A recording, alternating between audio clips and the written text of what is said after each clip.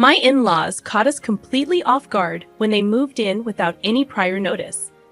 At first, I thought they were merely delivering a large package, but to my astonishment, they emerged from the front door, stating they had no intention of paying rent or doing any chores. They insisted that we take care of them and demanded the biggest room, expecting us to assist with their move. It was surreal. My father-in-law, Austin, and brother-in-law, Owen, had simply barged in and started giving orders about rearranging things. The situation was so absurd that I couldn't help but chuckle, finding humor in the midst of the chaos. With a grin, I reassured them, "It's totally fine," and promptly called my husband, knowing he would be home soon. I couldn't help but wonder how he would react to this unexpected mess, especially considering that the ones who had mocked me were his own family. As anticipated, my husband arrived home, visibly upset with Austin and Owen. However, he surprised everyone by showing them a document. I couldn't contain my amusement as I watched his father and brother's expressions change, understanding that they had no grounds to stay here without our consent. In the end, the tables turned, and it was I who moved out of the house. My name is Catherine Miller, a 34-year-old remote worker. Due to certain family circumstances, I opted for a job that allowed me to work from home, giving me the flexibility to manage household chores and explore new recipes whenever I pleased. I met my husband, Michael Miller, through a dating app during the peak of a flu outbreak. Despite his frequent business trips, Michael wanted us to live together so I wouldn't feel lonely. We fell in love quickly, and marriage was on our minds. However, my irregular periods made it difficult for us to conceive, leading to emotional struggles. Opening up to Michael brought us closer, and we resolved to face life's challenges together. Our peaceful life was disrupted when Michael's father, Austin Miller, called us, complaining about not receiving greetings from our end. Although Michael had reservations about meeting his father, we decided to visit his parents' home. His reluctance was evident as we prepared to go, his frown deepening with every step. Throughout the journey, Michael's displeasure was palpable. He remained silent, clearly indicating his desire to avoid the impending encounter. I wished I knew the reasons behind his aversion, but he chose not to share. Despite my curiosity, I respected his silence, hoping he would eventually open up and confide in me. As we approached his parents' house, we carried a box of pastries as a gesture of goodwill. Michael's tension was undeniable, reflecting the complex relationship he had with his father. I had anticipated receiving sarcastic remarks, but I mustered the courage and left the house.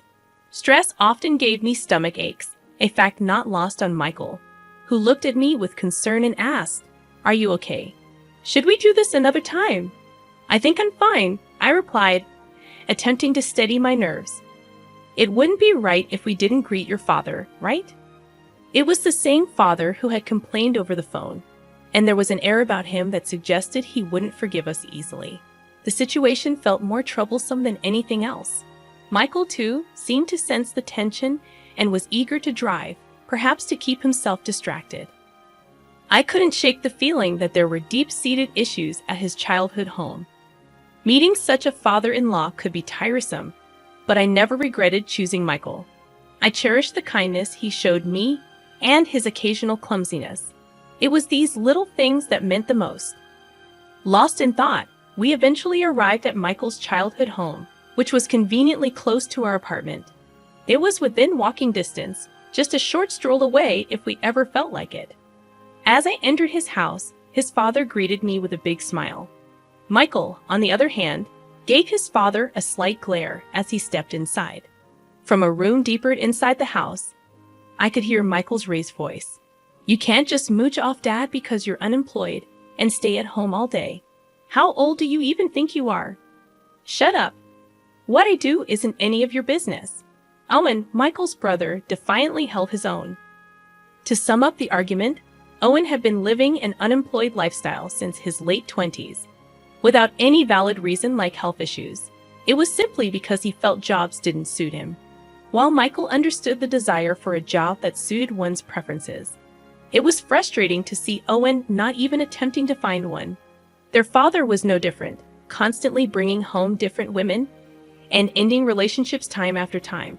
Michael always said there was no way they could be happy living like that. I'm not here to babysit the two of you. I came to announce that Catherine and I are getting married, Michael declared firmly. Yeah, got it. If you want to brag about being happy, do it somewhere else. I'm good if I can just live with Dad. Owen brushed off the confrontation, deeply engrossed in his video game. Annoyed by the sight, Michael was about to react when we realized his father was looming over us. Catherine, huh? If you're going to marry Michael, you better be ready to take care of his family. Once you're married to Michael, we're family. You get that? While that might be true, I didn't think it was mandatory. While that may be true, I don't think it's mandatory, I replied, trying to stand my ground. What did you just say, young lady? You've got some nerve. I'll teach you some respect for your elders. Suddenly, his father raised his voice, and I was snapped back to reality, taken aback. Michael quickly pulled my hand, and we managed to leave the house. Dread washed over me as his father, appearing more like a terrifying monster, began chasing us. There was something deeply unsettling about that family. The fear lingered, even as we attempted to choose an apartment. His father always seemed to beat us to it, deciding for us. To prevent such incidents from recurring, Michael and I decided we needed to move. Thanks to my job in web-related work, I had the flexibility to work from anywhere with just a computer. My job wasn't the issue, but Michael's was. While he enjoyed household chores, he also owned a carpentry business, often traveling for work. Consequently, I ended up handling most of the moving process. There was an inevitability to our situation, but I couldn't shake the feeling that his father and the jobless Owen might visit. Given my knack for bad premonitions turning true, all I could do was hope they wouldn't come. In the meantime, I proceeded with the moving arrangements, taking Michael's opinions into account. I wanted to get everything sorted before they potentially showed up at our house. Once the moving process was done, I was finally able to shift to working from home. There were still a few loose ends, including contacting a representative regarding a web video project I had discussed earlier. While I was engrossed in messaging and talking on the phone, I heard a knock on the front door. Michael usually didn't bother knocking. He would simply walk in. The unexpected visitor puzzled me. Could it be his father and Owen? The thought sent the shiver down my spine. As I contemplated this, a loud, aggressive voice echoed from behind the door. It was his father, Austin. Panic set in. Michael wasn't back yet, which meant I had to handle this situation alone. Perhaps talking to him would resolve things. I ended my call with the client and cautiously approached the front door. The relentless knocking only confirmed my suspicions. It had to be his father. Uncertain of his intentions, but determined to protect our peace, I mustered a polite greeting and opened the door slightly. Before I could react, Owen forcefully pushed the door open, dropping a large bag at the entrance with a satisfied grin. He theatrically collapsed onto a chair, exclaiming, "I'm exhausted." I asked Austin what was going on, and he explained, "We couldn't pay the mortgage on our place, so we sold it and decided to move. Naturally, we won't pay any rent or do any chores, so take care of us." With a self-centered air, both his father and Owen strolled into our apartment. Owen, lugging his baggage, scanned the rooms to decide where he would settle. Meanwhile, his father, after depositing his enormous bag in the living room, began to complain about the room's size. "Come on, this apartment is meant for 2 people, you know. If we're going to have 4 people living here, we might need to find another place." However, Michael and I had already chosen our next home, and our moving date was just around the corner. "I'm going to take the upstairs room," Owen declared, showing no consideration for the situation. "Catherine, can you tidy up this room for me? And haven't you put too much stuff in the living room? There's no space for us to even eat together." I was left utterly speechless by their audacity, as they said whatever pleased them without any regard for courtesy. Deciding that I needed to inform Michael about the situation, I was suddenly startled by the sound of someone punching a wall, most likely out of anger. However, the words that followed provided a small relief, indicating that I might not have to deal with these 2 any longer. Unfortunately, due to work circumstances, Michael couldn't return to the apartment. The burden of handling the situation fell upon me, and as a woman, facing two men alone felt unsafe. So, I decided to make a call for help. The person I called was a friend who had previously assisted both Michael and me with our moving preparations. She happened to live in a building constructed by Michael's company, and her name was Olivia Lewis. Olivia was a CEO who owned properties overseas. When I explained the situation to Olivia, she expressed her unease about the father and son in my home. Soon enough, they arrived at our apartment, arrogantly scattering their belongings everywhere. Despite the fact that Michael and I were the rightful owners of the apartment, with me being the leaseholder due to my remote work, they seemed oblivious to the reality. With a gracious smile, I told the two clueless men, "That's totally fine. We're moving out of this apartment anyway." His father, appearing desperate, clung to me. I couldn't hide my condescending look as I firmly stated, "Don't cling to me looking so pitiful. It's embarrassing." He was on the verge of tears, trying to reason. "It's a joke, right? Tell me it's a joke." I responded sternly, "It's not a joke, Austin. Michael and I decided this together. There's no way I'd joke about it now." The same man who had been smug about the living room just a while ago was now clinging to me, looking truly pitiable. Owen, puzzled by the scene between his father and me, came downstairs and couldn't believe what he was witnessing. "Dad, are you seriously trying to make a move on Michael's wife? Now that's just unbelievable," Owen remarked. I had a few choice words for Owen, who was making such comments. To begin with, as soon as he arrived at our place, I was infuriated by his audacity in searching for his own room in a house he hadn't even rented. Their actions were beyond my comprehension. If anyone should be saying unbelievable, it's my line. You folks moving into someone else's house is just unbelievable. You didn't even have a lease. What made you think you could just move in and live here? Realizing that I needed assistance in dealing with this situation, I decided to call Olivia, who held considerable authority as both the landlord of an apartment complex and its general manager. Olivia was a respected figure in the area, often referred to as the CEO due to her prominence. There was no way they could talk their way out of this once she arrived. Olivia soon arrived at the parking lot and entered the room. Olivia assessed the situation alongside me and the two men and seemed to grasp the core issue. She decided to contact Michael to address the matter. After a brief conversation with Michael, Olivia appeared to have resolved the issue. Her expression was dead serious as she inquired, "Did you handle the tax declaration after selling your house?" "No, not yet," I admitted. "That's odd. We can't lease you the apartment without that. Please ensure you've reported it correctly, and then we may proceed with this room," Olivia explained, demonstrating a meticulous approach. When dealing with individuals like the ones we were facing, legal knowledge was essential to have a fair conversation. Michael must have been well aware of his father's troublesome nature. His father had a reputation for being self-centered and engaging in extramarital affairs, a story Michael had shared with me before one of his business trips.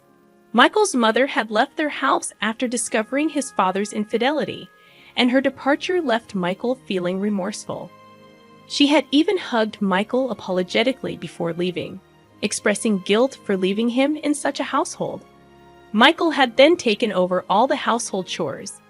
However, his father's philandering behavior only worsened over time, while Owen kept jumping from one job to another before ultimately becoming unemployed around the age of 28. He took pride in receiving unemployment benefits and eventually withdrew from social interaction, feeling overwhelmed. Faced with the daunting task of taking care of Owen and their father, Michael decided to marry me. They were diligent in paying utility bills, but occasionally skipped out on insurance premiums and other minor fees. Michael even worried about being unable to complete the house loan payments.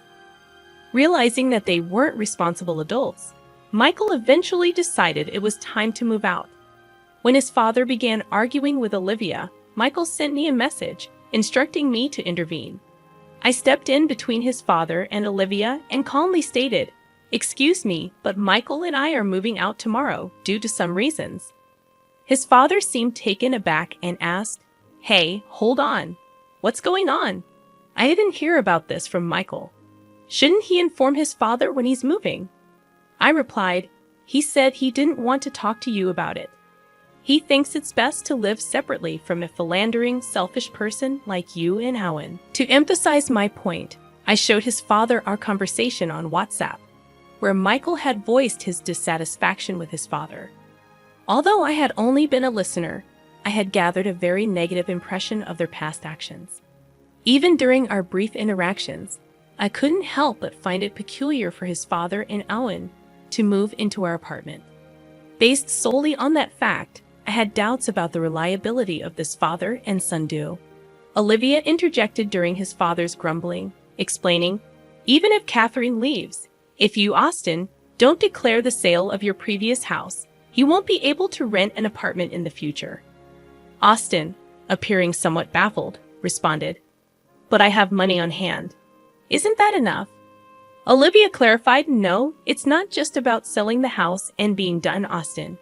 If you don't declare it, there are penalties. You'll be the one at a loss. Are you okay with that?" Austin reluctantly agreed, acknowledging the point. Olivia's reasoning made sense in the context of real estate transactions.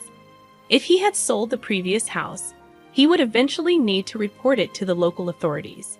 Perhaps he hadn't even reported it to the real estate agency, which would be suspicious. Given their lack of research and understanding, it was evident that Austin and Owen had moved into our place without considering the necessary procedures. As I examined the documents Olivia had brought, it was apparent that they didn't comprehend any of it. I had been fielding questions from Austin and Owen about the documents and couldn't help but wonder how long it would take for them to grasp the situation. Michael and I had resided in this apartment for quite some time, and we had taken the initiative to research the necessary procedures.